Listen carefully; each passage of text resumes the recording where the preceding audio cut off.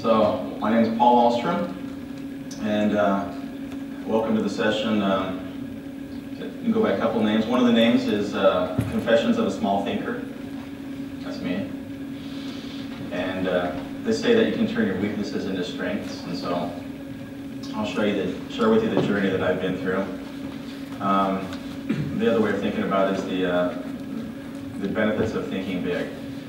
I'm a serial entrepreneur, turned investor. Ever since I've been a kid, I've been launching startup companies over and over, and eventually working to get it right.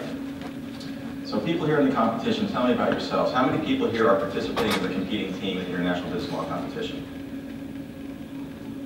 All right, so for those that are not competing teams, advisors or teachers, yeah, all right, cool. For me, I have to be really careful about the idea. Because as soon as I fall in love with an idea, I find myself on autopilot, kind of moving down that path, which kind of to take it to the next level. And as a kid, I had a habit of falling in love with small ideas. I didn't really realize I could think big. I thought it was easier to start a small business, my lemonade stand, my skateboard making business, my window washing business, my lawn mowing business, my sprinkler business, and by the time I'm this point, and my pole maintenance and service business, I'm 17 years old by this point, and I've got 6 small businesses that I built up and sold, and little tiny ideas. As I went on to college, I continued on my small thinking strategy, and so I created a dance club in college called Ivy Tower, and ended up putting me through school. After the dance club, I started a jazz club dinner theater called the Backstage Cafe. And again, fell in love with the idea. My business friend and I, we talked about this, and we brainstormed what would be the ultimate college hangout. And this is what we came up with, and we created it and launched it. And I was realizing I was spending a lot of my college career trying to fix my college experience, and I spent a lot of years in college. Another project I created in college was a recycling company that hired the homeless. I saw homeless people stealing recyclables from my curb. And people said, well, homeless won't work. And I said, yes, they will. They're walking up and down the street stealing all the aluminum cans and bottles. And so I said, well, could we create a program that hired the homeless to recycle? So that came up with the idea for Spin Recycling. It stood for Serving People in Need, Spin. And we hired 40 homeless guys in that side of a company to go do recycling in our community. And it was a lot of fun. It was some scary moments and some interesting experiences. But again, an idea that's tied to a little community, and the next business is what changed everything for me. So I went back to Southern California, where I was born and raised, and I started a water purification service company, making great money, servicing units for a company called Pure Water International. And in the middle of doing this, the CEO of Pure Water International asked me a question. He says, you have 24 hours in a day. You can dig ditches or build rocket ships. Wouldn't it be more fun to go to the moon? And I said, what do you mean? He said, it's the same amount of time. It's easier to think big. You can raise money thinking big. You can attract better ideas and human capital and talent to help take your company to the next level. Wouldn't it be more fun working on bigger, more worthwhile projects? At that moment, it was the most important question anybody had asked me in my business career up until that point. I stopped everything. I handed the keys of the business over to my dad, my younger brother, and I quit. And I went on to go think about what my next idea should be. I don't know if anybody's ever asked you that question, or maybe you just naturally think big, being a younger generation, but I had spent over a decade of my life, and by this point I am in my early 20s, and nobody had given me permission to think big. I didn't think it was possible. I thought that was for the other guy who could, go do that, but I wasn't worthy of doing something big and interesting. The next business I started was a software business. fell in love with the concept that I could create all the value within the four walls of my company. We could write the code, we could write the manuals, we could create the books, and then market and sell it and ship it within our office. I love the efficiencies of scale that technology companies brought. Good experience, didn't work. I launched the company and ended up shutting it down. I decided I needed to go get some experience. I went and worked for another company called Folio Corporation. They had the first electronic text retrieval engine, indexed content. At Google before Google, back on a 5¼ floppy disk and IBM green screen. 4.5 years they were running product and business development. I learned a lot about the software industry. Then I spun some technology out. Said, okay, that was my education, and then I went to do it myself. And I launched a company called Knowledge. And Knowledge solved the problem that they had in the IT help desk. People were calling in, having their problems. They couldn't reset their password, or they had an error message, and the help desk people were answering these questions. They're capturing in a database, and then going back, researching it, and calling them back. And we said, what if we could provide the information just in real time to the person on the phone? This was a revolutionary idea, because at the time, the text retrieval engines weren't that fast across vast amounts of data. And the technology for the Pentium processor just caught up, so we could actually do the real-time search in 3 seconds or less across thousands and thousands of megabytes of information, gigabytes. So we ended up creating this company. We launched it and sold it, and ended up to a public company. And that gave me the platform to do the next big thing. So after that, I became an investor. Some people say I went to the dark side. But I'm still an entrepreneur, and I'm creating new companies, and I've created now 8 different venture funds all over the Americas, and I focus specifically in Latin America right now. We've launched over 125 companies through the various funds that I've managed. These are some of the current brands and some of my companies that I love working with, and many are in Latin America. Miro is based out of Argentina. Clip is Mexico. Convert is in Cancun, Mexico. Technisys in Buenos Aires. And so we've built offices of our fund now throughout the Americas. And our investment thesis for my current big idea is we help entrepreneurs of Latin America build companies that can go global. And so we have these ideas that we help them go cross borders. So Muriel started in Argentina. Mariano Suarez, a world-class entrepreneur, is an Endeavor entrepreneur. He now has his office in San Francisco, and his engineering team is in Argentina. So we provide this bridge of financing, helping entrepreneurs bridge into other markets. We also help international U.S. entrepreneurs get into Latin America. So we view ourselves as this conduit to help open up the opportunities for Latin American entrepreneurs or international entrepreneurs that want to access the Latin American markets. And we're having a lot of fun doing this. We're building some great companies.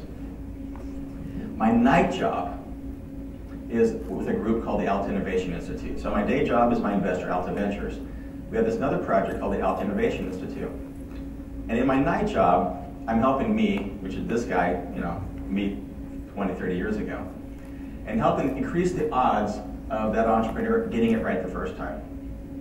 Because I see so much inefficiency in the startup process and so many wasted resources and damaged careers by back-to-back failures.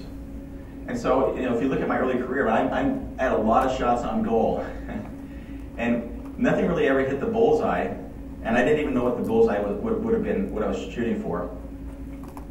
Not that I had that, some of my companies just didn't work, like tax office manager Tom. So I had the failure. And some of them were just, they were walking dead. And there's a lot of reasons for startup failure. But we're going to take this session today, and we're going to drill down on ways to increase the probability that you will not fail. Now, this is not going to guarantee success. That anybody that tells you that is not possible. They're lying to you. But what I think we can do is reduce the chances of failure.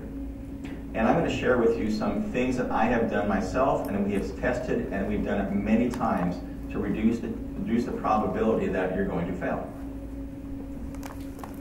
Most startups fail. 70 to 80% of startups fail. And I call this the Pareto principle, right? The 80-20 rule.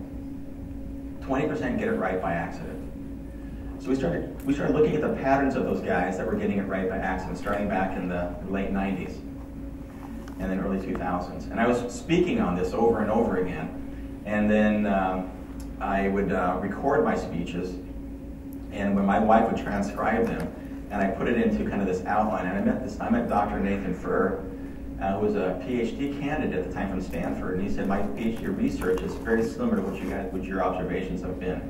And I said, great, let's write a book together. So that's where we came up with the book, Nail It and Scale It. He had the PhD learning, I had the street learning. So here's my street learning. I am an expert in failure. We've been able to identify how to predict and engineer failure, actually.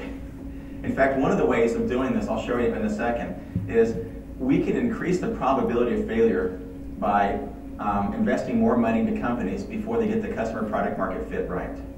This company here, Levanta, raised $90 million and hit the wall without getting the product really working. Cogita raised almost $30 million without getting the product out the door. And you know, Levanta was, Kleiner Perkins was in Levanta. This is one of the top venture funds in the world with a world-class team and plenty of capital. What was the problem? It was a very interesting market opportunity that everybody could clearly see. Why couldn't they execute? Well, the reality is, by the way, we sold a few companies or taken a few companies public. The reality is most entrepreneurs really don't know the reasons for their success or failure, and it's just kind of a mystery, and this is black box. We spent the last 2 decades uncovering and understanding pattern recognition of guys that have a habit of getting it right over and over again.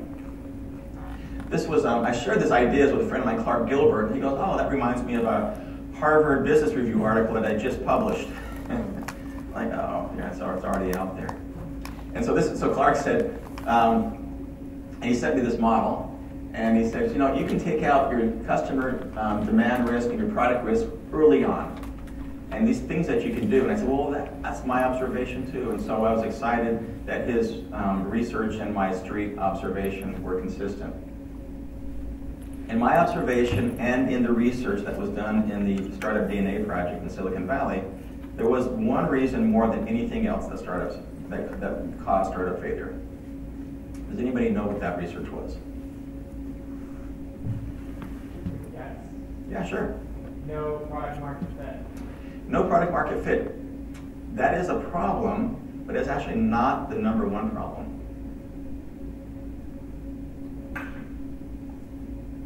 Capital? In a way, it was capital, but not in the way you think. Too much capital causing what problem? Huh?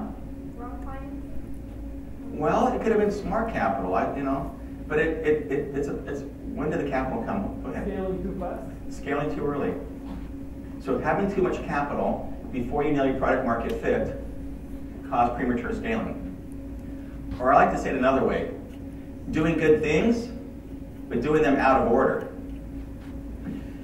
Let's launch our beta. Well, did you launch your prototype? Did you create a virtual prototype? No, I did not do that.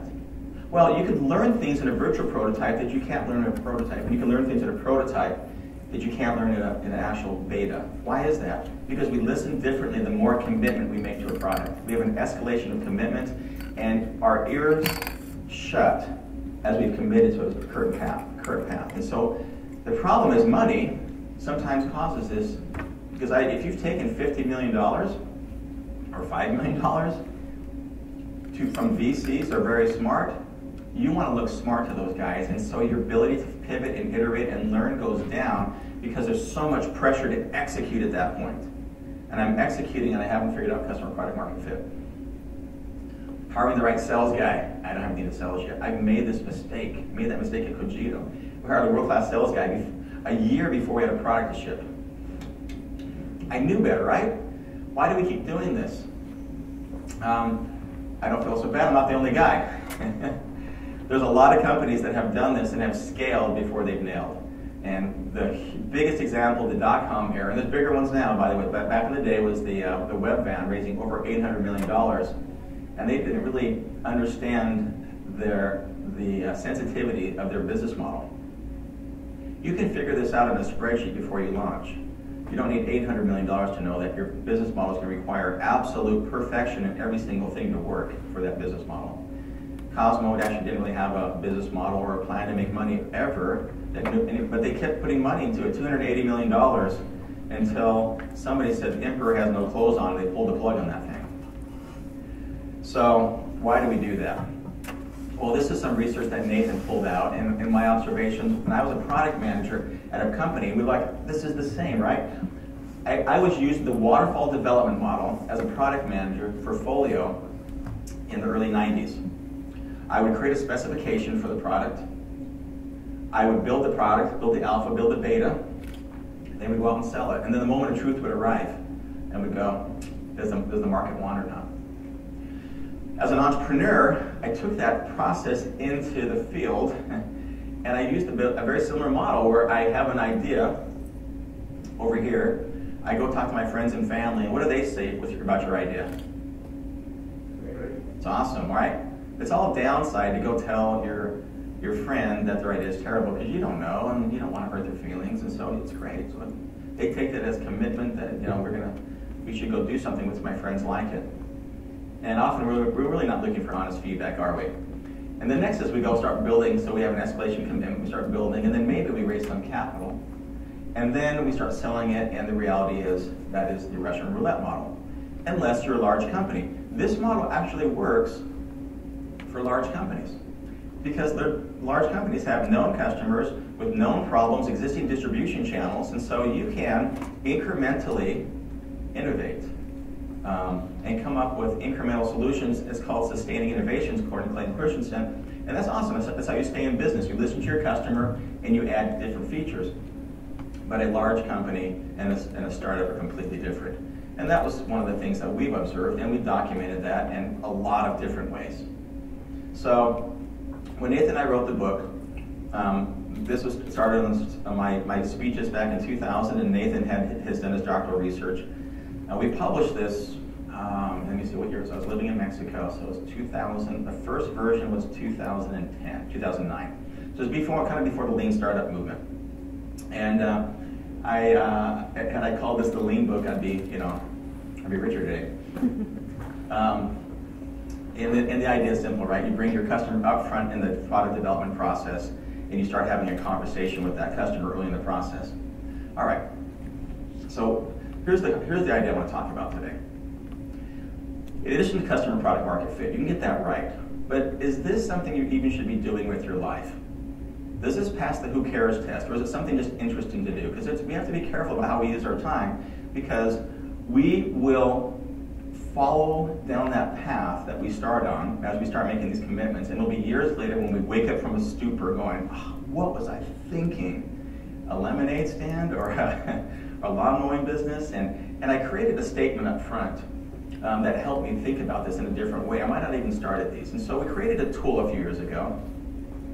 After watching the business model competitions, some participants in the competition come up with different ideas and realizing, okay, lean's great, it's awesome, right?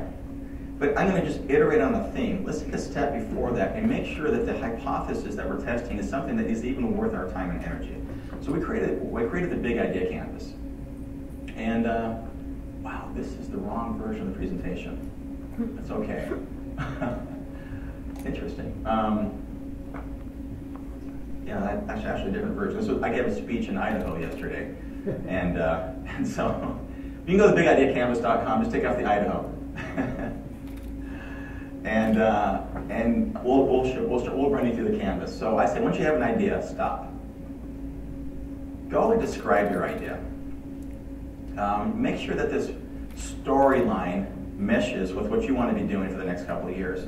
And then had I done that, and say, what I'm really doing here is I'm going to be building a restaurant in a small town in northern Utah. And I'm spending my career doing that. I mean, if you kind of create a statement for what this is all about, create your storyline, is that really what you want to be doing with your career? The canvas is the next step. And you can go to Big Idea Canvas and download the PDF version, or there's an interactive version that you can go through. And the output of the canvas is a hypothesis statement. So you take these different questions, you fill it out, and then there's a little formula, you add those together, and it kicks out a hypothesis. It's kind of cool. Here's the online interactive version that kicks out this form for you, and then it kicks out a hypothesis that you can go back and edit. It's a hypothesis generation tool. Now with that hypothesis in hand, which is a guess as to what you think the world might want, then you go in and you start running it through your business model canvas and your process. I want to take a few moments today and answer some questions around the specifics of this canvas. How many people have actually used the Big Idea Canvas? We had about 7 in the last session. 1, 2, 3. All right.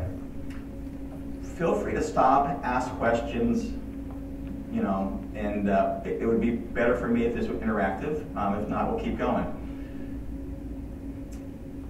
Each line on this canvas has a dozen stories behind it, and many reasons why every single piece of this canvas has had to earn its way onto the canvas.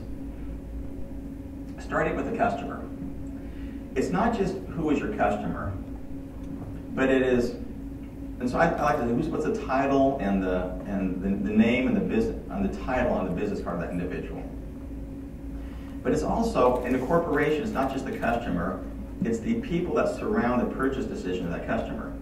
So you'll have your user, you'll have your IT influencer, you'll have the economic buyer, the person that's responsible for cutting the check, there'll be the manager of that user, and there are several people that are involved in making this purchase decision. So you cannot just say who's the customer in a corporate environment. It's like an enterprise sell. It's like selling to the US government. It's a complex sell where you need to understand the environment that you're operating in. So who's the customer? And there's detail behind that on page 81 in Nail It and Scale It. Next, what is the job your customer is trying to perform? This comes from Clayton Christensen's work of jobs to be done. So context is really important. If I'm going to sell you glasses, the question is, or if you're going to sell me glasses, you should say, well, it's not just I'm, you know, white, balding, middle-aged guy from Utah. It's what do you want to do? So that's not really a demographic of me. It is what's the context of what I need the glasses for? So context matters. What's the job to be done? Am I going to be riding a motorcycle, flying a plane, going to a beach? What's the job? So context. And then the next is the pain in context of doing the job. And so to understand what we're trying to get to is a monetizable pain, where somebody will pay you to solve that pain. The next two concepts of pain are really important. One is level of pain. Is this a mosquito bite or a shark bite? And so we all try to work towards really important high levels of pain. But one of the things we discovered is as important or more important than level of pain is frequency of pain. I have a friend that just sold a company for $150 million, and he learned that Google only buys companies that are like toothbrushes. What does that mean? Anybody? Twice a day or more. Twice a day or more. Frequency trumps level of pain. So as you're moving through this, you're now generating a pain score.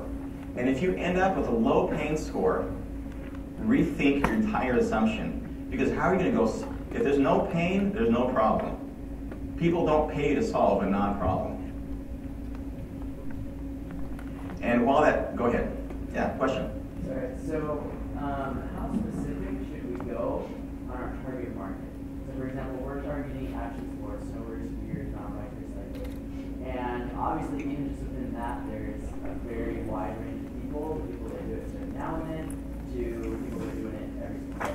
Yeah. And so how, how specific should we go as far as that's concerned? Should we really segment down to our absolute target of people that are most, interested in this, or should we broaden it up a little bit? So the question is, how specific should you go on your niche or your entry or beachhead marketplace? It is a great question. Too general, and so think of this model. Every time you go after a new customer, there's a market infrastructure.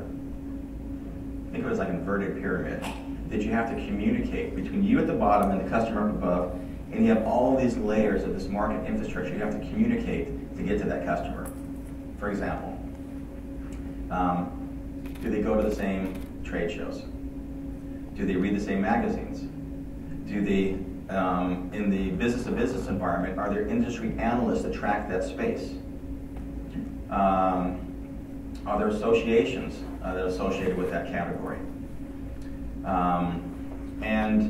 And as you ask these questions to your customer, and you can go ask them those questions, if they all go to the same events and trade shows and vehicles and websites, and et cetera, then they're in the same market. If their questions are different, then you might have the same product. You get confused, right? Because we're thinking about it from a product perspective. But they are in a completely different space. And you're like, well, it doesn't make any sense. You look the same to me. You're a biker or you're a snowboarder, and it should be the same. And maybe it is.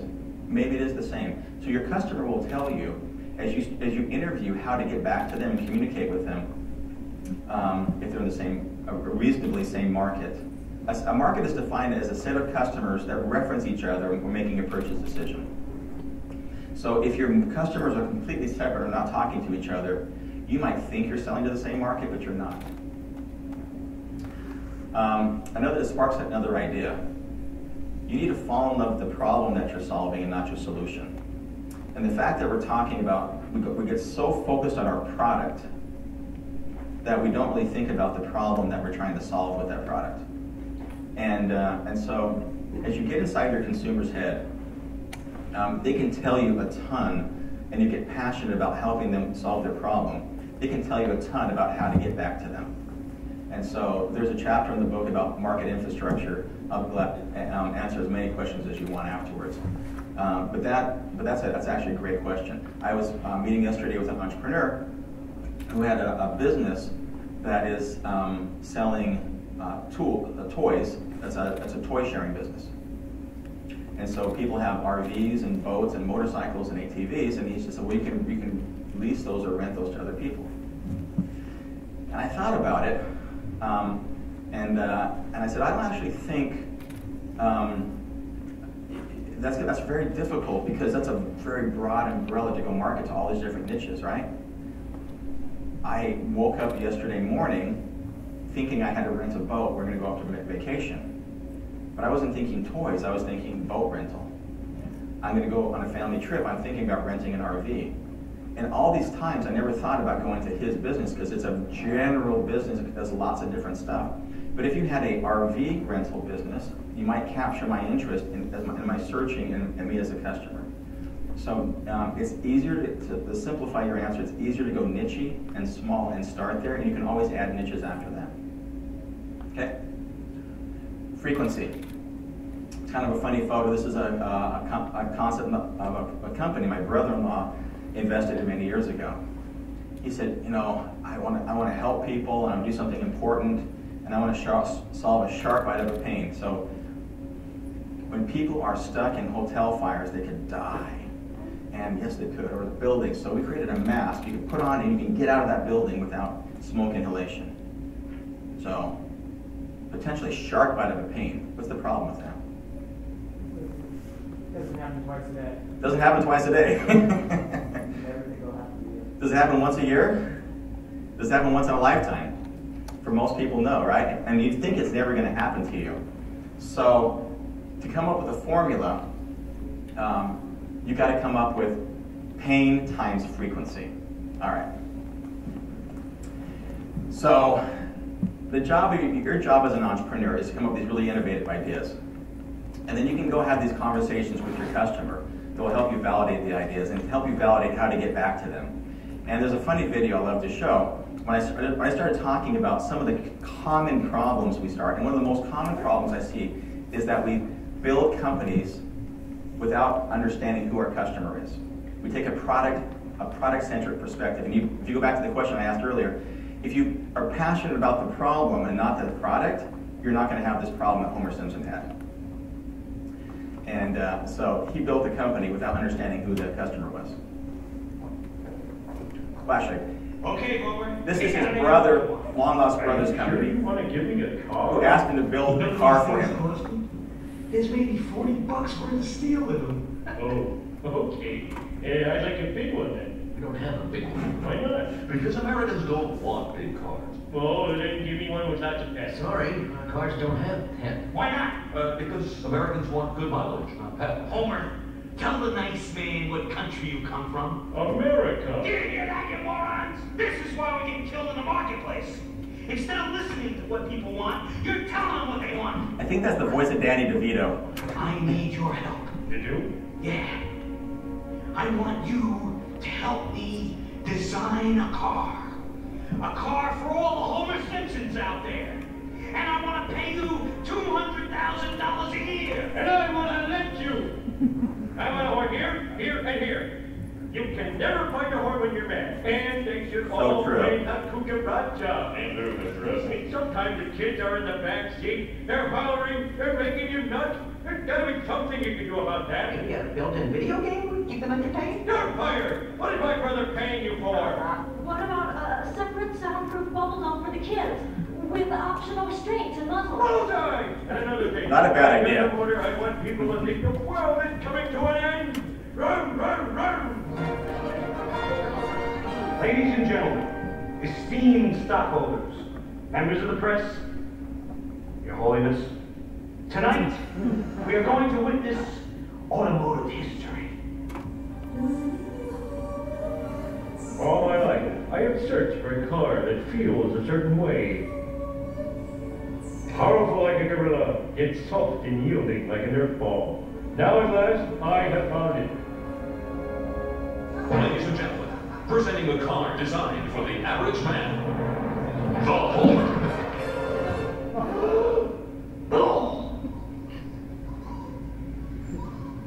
Any questions? How many have done this? How many have built a product or a company or a service without a specific customer in mind? Anybody here? You mind sharing? It was a social app to basically post things based on location, but it didn't have any customer in mind. So you just decided you're going to build something to post stuff on the internet. Yeah. Well, what motivated you to do that? I guess mostly it was related to my college. I was like doing college and I wanted to pass my skills and like I want to build something. So the first idea that came to my mind and I started building it. Yeah, it's kind of like Startup Weekend, right? Everybody goes in for Startup Weekend and they start building stuff. And then when I go speak at Startup, they stopped inviting me to Startup Weekend because I would say, okay, great. How many people here have gone and done customer product market tests before this weekend? Oh, nobody? So you're going to spend the whole weekend building something that you don't know anybody wants? Have a great weekend. And they stopped inviting me. This Homer Simpson episode was built on a true life story. Do you know what the true life story was? A real experience in the American car market. Ford Edsel. It was named after the chairman of the board's son, Edsel, who had passed away. It was built in secret.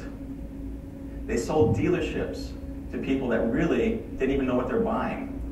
They launched with a 2-door, 4-door, hardtop, convertible, station wagon, all at the same time. Single biggest flop in automotive history. Built in secret, no customer feedback. 6 years later, Ford launches the most successful automotive launch in car history, and it was led by a design team with Lee Iacocca, doing a completely different interactive design thinking experience where they interacted with the potential customers around the product design and got feedback as they launched in the marketplace. So rather than picking on others, thanks for sharing, here's my share. I was a product manager for a company called Folio. We had a text retrieval engine, we launched this thing, and I won a PC Editor's Choice for PC Mag award, and the wording said, Mix Master Slicer Dicer Ginsu Knife of Software Products. I was horrified. I built this huge thing, listening to multiple customers. We had matrices of all the features for all the markets we're going after. And then we had actually sold this thing into 85 different markets, 24 applications. So we created this matrix. I went back and I looked at everybody we'd ever sold to in our history. And I put $ under the market and the application. 2,040 potential boxes. And I realized that there was one box which was Professional Reference Publishing, where the company had 5 employees, Henry Howson, Darren Lee, developer Chris Worley, Paul, and missing one person, Lee Gibbons. Okay, 5 guys that ran that group were killing it. We probably represented about 50% of the profits of the company.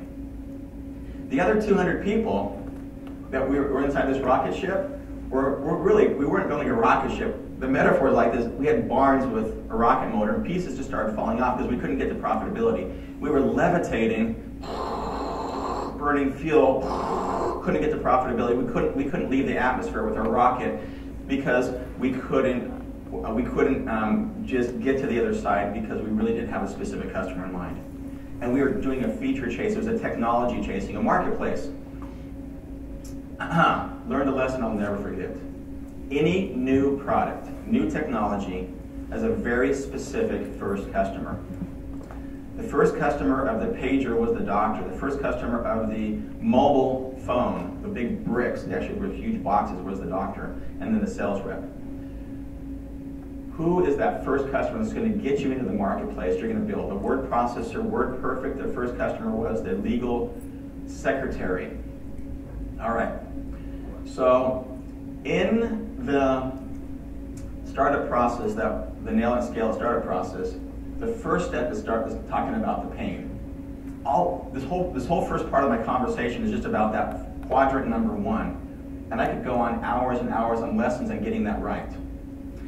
Here's what we ended up doing for Knowledge, the software company that I created. So I went to Folio, I spun some technology out of Folio, and we identified one of those boxes, and I created a startup company where we identified a beachhead market of IT. We looked at the potential application of knowledge management targeting the help desk. And there are many other applications we could have gone after, hundreds and hundreds of potential applications. This was the first beachhead. We ended up raising money. I raised a venture round. 24 months later, we sold the company. So we went from concept to startup through liquidity in 24 months. We could have gone, and right now Technologies built another one, going after, built the same technology, but they went after multiple markets and ended up selling for $1.5 billion. All right, you're going to jump ahead. Number 2, so market or market potential. The reasons for asking these questions is I want to make sure that we don't scare away somebody that has an idea where the market doesn't exist yet. Often people say, well, there's no market for that. Is that a good thing or a bad thing? The answer is it depends. Does your technology, your innovation create a new market opportunity? So I asked myself, if Uber came through this, or if Airbnb came through this, how would they do? And so question number 2.3 says, it's non-existent but big potential, or it's really small today but it's fast growing. As an investor, I'm looking for potentially large, fast-growing marketplaces. And when we see this, that's a gazelle right there, when we see this small but fast-growing marketplaces, what that means is there's been a shift. There's been a regulatory shift. There's been a consumer behavior shift. There's been a new innovation in the marketplace that changed the opportunity playing field. And this market dislocation that causes this shift creates a huge opportunity for entrepreneurs to come in and fill. So you should be on the lookout for these dislocations, these changes, and position yourself to take advantage of those large, fast-growing marketplaces. And we just finished the first Global Big Idea Challenge. We threw it out there to everybody in the world, and people came back, and the global winner was a dentist in Oregon, and next door. And he said, I've been working on this idea. They haven't really incorporated it, but I think it's a big idea. He came up with a way to prevent, to eliminate tooth decay without going to the dentist. Millions of kids go to school every day with tooth pain. People in Ghana, there's 25 million people live in the country of Ghana. There's only 200 dentists in Ghana. And he said, the tooth decay is actually an infection in the tooth, and he came up with a way to actually kill the infection and then cover it with an enamel with a simple device. They did a test in Ecuador with 98% effectiveness with their test, and then they're in Ghana right now testing in Ghana. This is a problem that affects billions of people on planet Earth that live with tooth pain, and he came up with a very innovative idea that affects 1 billion people. Couldn't believe that this was sitting out there uncommercialized. All right. And as you think about your technology or innovation, the tools here are not meant to be prescriptive. It just helps. The idea is to help expand your thinking and help you walk around your problem and see it from a different perspective. All right. This was the idea of the business model competition that sparked this. I have to go thank these guys. And after seeing the concept of the bed sled, I thought, smart guys, running that lean process perfectly. They started with an idea that maybe wasn't optimal. And the idea was an air mattress on the snow with handles. And I saw myself back at college saying, you know what, they could spend the next 2 to 3 years of their lives working on something that's probably not going to make a difference in their lives or anybody else's. And so that was the motivation to create the canvas. Okay, as you move through the canvas, the next section is, what's your solution? What does your product look like? Describe it. How distinct is it? What type of innovation do you have? Do you have domain expertise? Innovation is critical to have a competitive, sustainable advantage. Here's my definition of innovation: the intersection of an idea or invention as it connects to the marketplace. So, the invention, the better mousetrap, the marketplace is the context for how that invention gets integrated into the community and how the market wants to place and position and promote and purchase this idea. The bottom question is an idea that was shared with me by a friend named Rob Ryan. Rob built a company called Ascend Communications. He raised money. He was going after this new market, which was kind of a video switching marketplace. They got the sales to a certain level, and then the VC said, this is not interesting, we're going to shut this down. He goes, wait, before you do that, let me go back and talk to my team. So they had a meeting inside the organization. They identified what was the core competency of the team. What do we do really well, and who else could use this? Ask yourself in your teams, what is your core competency? Can anybody tell me what their core competency is? What are you really good at? What is the essence of your value proposition from your team? Has anybody asked you that before? Go ahead. Can you explain again the core competency? All right, so let's say Honda Corporation. They make a lot of different products. What is the core competency of Honda?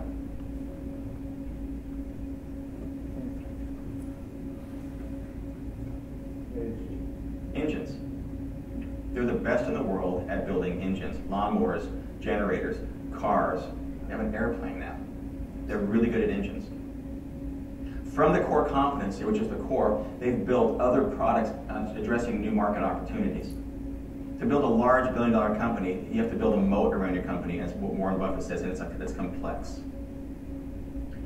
So, what Rob Ryan identified is that he had a world-class team of engineers that could do lots of different things. Let's not shut this down. Let's optimize our core competency for another marketplace. So the market that they identified, so think about your core competency. And if you want to throw it out there, we'll talk about it. But this is a really important idea that most entrepreneurs just gloss over. They think, I have the idea, therefore I should start it. But the probability of you guys showing up with a world-class team and a world-class idea is close to 0. And if you don't have the right team members around the table, you need to go get those people on your team, because you're not going to get it done. And you're going to have to be trading up and expanding and building and filling in the holes around your team. So what they identified was another market opportunity in this emerging product care area, a services area called Internet Service Providers. And so they went to these ISPs and they interviewed them, which had these rooms full of old modems, dial-up modems. And there were thousands of cables in these rooms.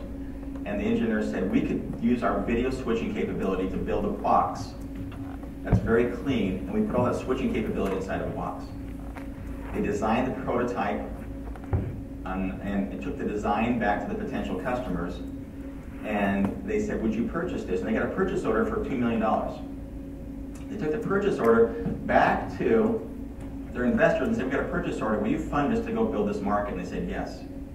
He built that company up, took it public, and then they sold the same communications to Alcatel for $24 billion. But that wasn't the only one. He did it again. But this time, when he did it again, he didn't do it as an entrepreneur, he did it as an investor. So his second company he did was a company called Broadcom. He was an advisor to $1.2 billion. They sold that company for. The next one they did, Silicon Spice. They sold Silicon Spice for $1.2 million to Broadcom. And then the next one they did was a company called Right Now Technologies, and it was in Bozeman, Montana, in the middle of nowhere. Beautiful place. He was an investor and board member of this company, and they sold it for $1.5 billion 3 years ago to Oracle. And then he did another company that was in Australia, and that had a $6 billion IPO, and that was a company called LookSmart in the dot-com days. So he did back-to-back billion-dollar companies. Based on a world-class team, the D core competency, finding a huge market problem to go address. Back-to-back. Now, his fifth company, it wasn't a billion-dollar company. It was I think it was Silicon Spice. No, it was Netcracker. $304 million exit. Still amazing, right? And Rob has this 1,000-acre ranch in Montana. He's a great life, has a house in Hawaii. He's an awesome guy. All right. I've got a question, Robert. Go ahead. So is the core competency an industry, or is it just a skill set? I think it's a skill set.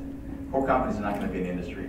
It's going to be an internal technical capability skill set that you have as a team that you can go and execute on market and product after market and product and market. You can take that to other spaces. Okay? Made me nervous when I first saw it. I'm like, I'm not really good at anything. All right, next, market positioning. This is the #1 question I get. And as an entrepreneur, people want to understand, how do I enter the marketplace? How do I get into that marketplace? And what is what's my market entry strategy? So this is a tool to help you think about your market entry strategy. And I have put a ton of research into this one. Ask yourself this question. Is there a 900-pound gorilla sitting in your market space? Is there a Facebook already in your market space that you're going after? Is there a Ford Motor Company? General Motors? Is there, you name the space. Is there an Intel? Is there a Microsoft? Okay? So, based on that question, you could say, well, actually, it's an empty jungle. There's nobody there today. If it's an empty jungle, then you are going after maybe a greenfield strategy. You're creating a new category. I'm creating the category of soda pop or a bicycle. I'm creating this new category, right? Very difficult to create a new category. Can anybody name the first portable computer? Toshiba, I believe, right? No, K-Pro. Can anybody name the first search engine? Yeah. Can anybody name the first social network? MySpace. Huh? MySpace. It was not MySpace. Friendster. And there's probably 10 before Friendster we didn't know about, right? The first big one. So the first doesn't normally win. In fact, it's the fast follower. Dell was not the first computer company, but they innovated on the business model for on-demand purchasing of computers. Really innovative, right? Everybody does it now, but back then they were cutting edge. Google was not the first search engine, right? They were like the 50th. Everybody said, oh, another search engine? Are you kidding me? We don't need another search engine. What did? They innovated on the business model, and they got the context of the advertising right. Fast followers tend to win. Greenfield is filled with a lot of guys like Philo T. Farnsworth. I invented the TV. I got no money out of it. Or Tom Stockham Jr. Tom Stockham II invented, what did he invent? Anybody? Every single one of you uses invention every single day. You don't even know who he is. He invented digital recording. So the pioneer does not always make the money, doesn't get the credit. It's expensive. But there's examples where people that have done that. So Greenfield, Larry Ellison, read a white paper about something that IBM was doing, and it called a relational database. Because IBM's never going to get around to this. He went and built it and launched it, and he still owns the category to this day of the database product. So you can do it, but you have to have the core competency and the team and the capital to be able to be the pioneer. Because normally the definition of pioneer is what? The guy face down in the mud with arrows in his back. Thanks a lot. We're going to step over you to continue into the future. So Greenfield could even do it, but make sure you got the team to pull off a Greenfield. All right. Next, monkeys. As you're entering this first phase of the marketplace, there's a lot of people, there's a maybe new market opportunity. Back in the Friendster days, there was MySpace and Friendster and 20 other social networks that were a bunch of little monkeys and chimpanzees getting ready to launch in the marketplace. Great place to be, right? Lots of potential. It's the fast-growing but small space. Great place to be. That is probably a disruptive area as you are coming in at the low end of the market or unserved market. We'll come back to that in a second. Geographic. You could say, okay, I'm not going to compete head-to-head with Square, the payment processing company in the United States, but there's no Square in Mexico. So I'm going to go do a geographic innovation, right? No, copy, take it to a new market, and take it in and find, in fact, in the fintech space, this works great. We actually did this. We created Clip. We invested in a company called Clip with two world-class entrepreneurs. Well, they were at Facebook, they were at Visa and PayPal. Launched it in Mexico. They're killing it. They're growing 20% month over month for the past 10 months now, doing Square in Mexico. So geographic innovations can work. The Rocket Internet, Sandler Brothers have built a huge billion-dollar conglomerate around copy and paste businesses in emerging markets. Very interesting, right? Face punch. Don't want to do that. Hit the gorilla head on. But can you take on a gorilla? Can you take on a gorilla? Because here's the key question. Are you competing head-to-head for the same customer? If you don't want to do that, you can partner with them. So you can bolt onto the product. You can extend the Facebook platform. You can extend the Salesforce.com platform. That's awesome, right? You can do that. And you can partner and build a nice business extending somebody else's platform and make a lot of money.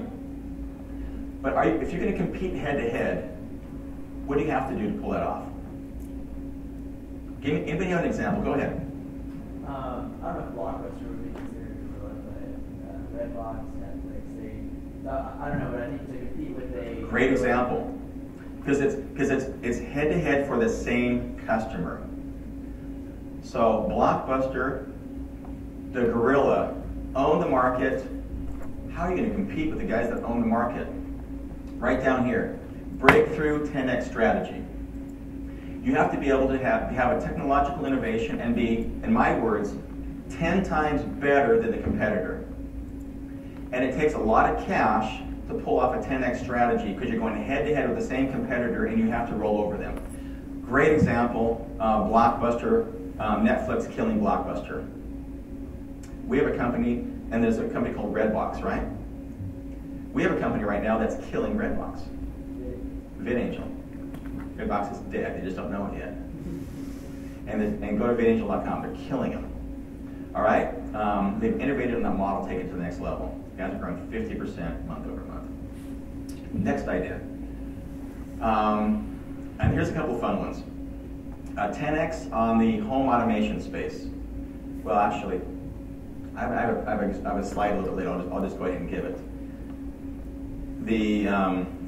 I'll give one that's not on there. Tesla.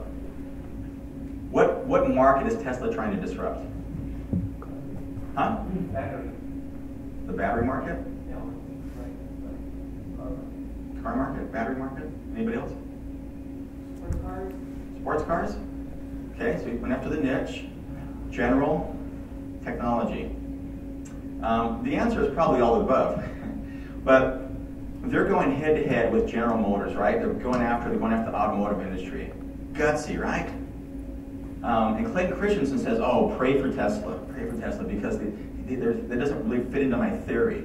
And I said, well, maybe it does. Because Tesla is trying to create a 10x better solution than a car. But what market are they really going after? In my mind, I think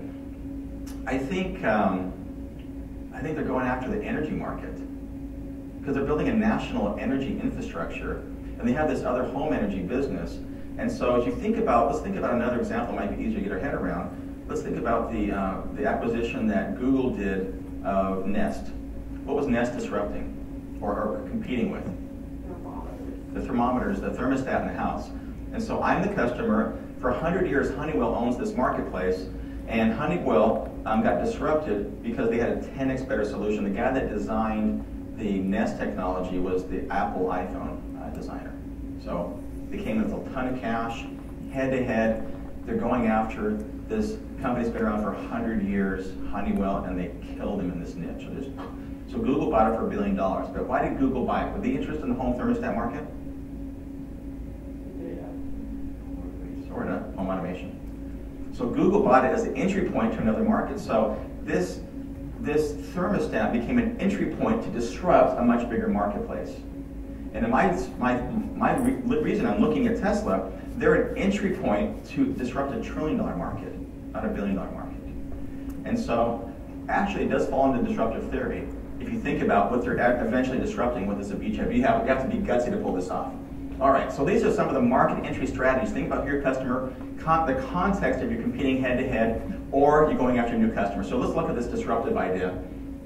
And this disruptive idea is fun. So these were some of the examples we just gave. Compete with Facebook, very difficult, right? Because you have to switch her and her entire network over.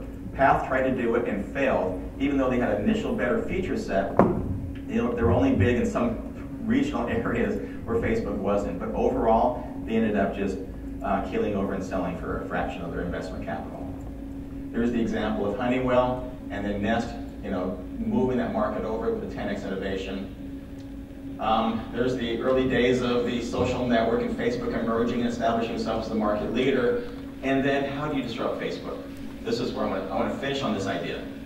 And this is the best way to enter a marketplace. It's called disruption. You're going after the low-end, unloved, underserved customer at the bottom end of the marketplace.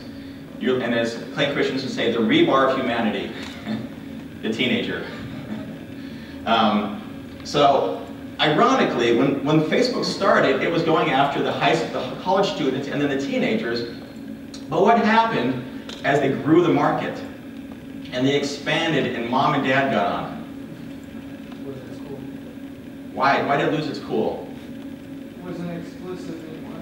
It wasn't exclusive, but specifically, what was the problem that was created when mom and dad got on Facebook? They could see what you were posting. They could see what you're posting. How dare we look over your shoulder? Well, this problem has been around as long as teenagers have been around. When I was a kid, we had telephones that had cords on them. Remember those? And then we would go to the store and buy a really long cord so I could drag that phone all the way down to the hall into the bathroom and lock the door and have a conversation. Well, that's what Facebook used to be until mom and dad got on. Then all of a sudden there's no doors in the bathroom. I'm like, what are you doing? I'm talking to my girlfriend. Oh, cool. Oh, that's funny. She's funny. And like, are you kidding? Get out of here. So it opened an opportunity to loan to the marketplace to say, I just want my own space to go share stuff my parents don't get. It's a stupid idea, and Facebook paid it for $1 billion. And then other people figured this out and said, hey, let's go after this market. This is great. Here's another really stupid idea, right? I'm sitting on a well-served demand curve, looking down there saying, 8 seconds of disappearing text. Yeah, I'm not going to do that. Never going to do it. It's a really dumb idea. And I still didn't get it, even with their $15 billion market valuation. I'm like, I still don't get it. Well, there will be a day in the future where I'll be using this thing going, this is so cool. My brother actually facilitated. How many have used Snapchat? All right. How many have seen that feature on Snapchat that changes your face? You use that? So my brother participated in the company that sold that to Snapchat. And toothbrush, more than twice a day, right? And so I'm like, all right, I'm not young enough, hip enough, and cool enough to see this. But I have to realize that when we see a dumb idea, sometimes it's okay. So I'm going to give you a sense of what a disruptive customer might look like, and so we don't get so caught up in our arrogance to think that we know what's cool and what's not. And so let's expand our thinking a little bit. Okay, I got this great idea. Let's let people rent our couches. That's dangerous, right? That guy could be a serial killer. He could leave stuff on the couch, or this guy could be thinking, oh man, you know, all the things that go around with this trust that could, in this new gig economy, how could this actually be a marketplace? There's another really stupid idea. I'm going to help people take the bus. Do you really need help taking the bus? Don't you just get on the bus? You buy a ticket? People have been doing this since buses were around. It doesn't seem like a good idea because everybody I know has a car, or they take planes, and who even takes the bus anymore? Okay, here's one of my favorite stupid pictures. Let's help these teenage girls that are standing next to each other text each other because they don't have data plans on their phones and they're out of minutes. So we feel sorry for them. Let's help them communicate. Wow, that's a bad idea. And then this is the dumbest of all. When you're getting married, you know, and you have all these interesting ideas and you're sharing with your spouse and he's trying to pretend he's interested. Oh, that's really lovely, honey. Yeah, pink, I love it. And then, honey, let's go put this on the internet and share it with all of our friends. Okay. Now, obviously, you're thinking of which business these are in the back of your head. I want to give you a visceral feeling, what it feels like to be that visionary entrepreneur out there with a really stupid idea that the rest of the market doesn't understand. All right, I got this great idea. It's going to be awesome. The whole world is going to flock to me with my new startup idea. They're all jealous of me. Well, maybe not now, but they will be in the future.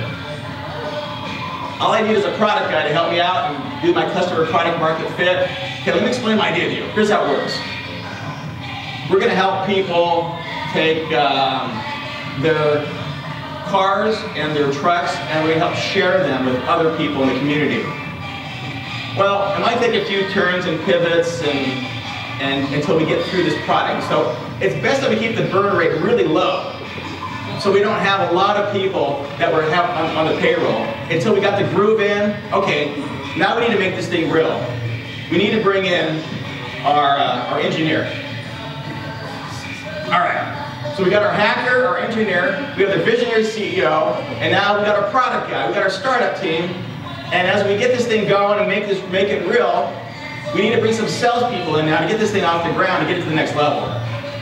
So let's go get some salespeople. There we go, salespeople. Hey, it's working. Let's add some more salespeople to this thing and scale this thing up and raise some angel financing. Oh yeah, we got a startup. Now we still look stupid, right? But we look stupid together. And eventually we're going to raise a Series A round and take this thing to the moon. And after a while, you know you've made it, right? When girls in bikinis start sprinting at you, you've made it. And eventually there's over 1,000 people on the field doing this stupid dance. And he goes on and on and on, right? There's another shot of this guy up there dancing by himself earlier, and this guy's a strange duck, right?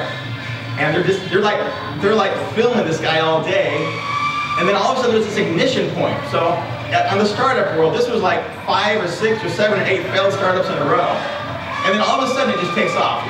What were the factors that affected this? I don't know, but it just keeps going and going, and eventually everybody in the field is just up there dancing with these guys. And they're sprinting from all over. All right. So that stupid couch surfing business is obviously Airbnb. 550,000 listings now. That ridiculous bus-taking business, you haven't heard about it yet, but you will. It's a company called Wanderoo. They help millennials take the bus, and they're growing like through the roof. And who knew that millennials take buses and they don't have cars? I did not know this. And they won the Computer Electronics Show's award in Las Vegas. Richard Branson invited them to the private island, Necker Island, and invested in the deal with us. that teen business, helping teens text, chopped. Went crazy, solving this problem that 40% of US teens are like an emerging market and they have no access to the internet during the day. That corkboard business, interest. The fastest growing social network on the planet. Facebook is declining in terms of its network, but it's buying stuff, and Pinterest is going crazy. Okay. The last thing you're going to think about as an entrepreneur is liquidity. And I actually don't want entrepreneurs thinking about liquidity. You should focus on building the business. Businesses are bought and not sold. But if you have to raise money, you have to be able to tell a story to them. You at least thought about this, right? And the good thing about generating liquidity and building a big company is they go hand in hand, because every company I've ever sold has been to one of the business partners that one of the business partners I built in my business development efforts. Do you plan to engage in a partnership with them? Who are the top buyers? Do you have relevant distribution channels? It's these distribution channels that end up buying your company if you want to sell. You don't have to sell. And so, in thinking about these questions, it actually positions you to be a stronger business and a more competitive business. Okay. If you're thinking about selling, and I say, I just go build a company, right? Don't worry about selling this thing. But if you're going to sell, it's probably not going to happen through an IPO. It's going to be an M&A.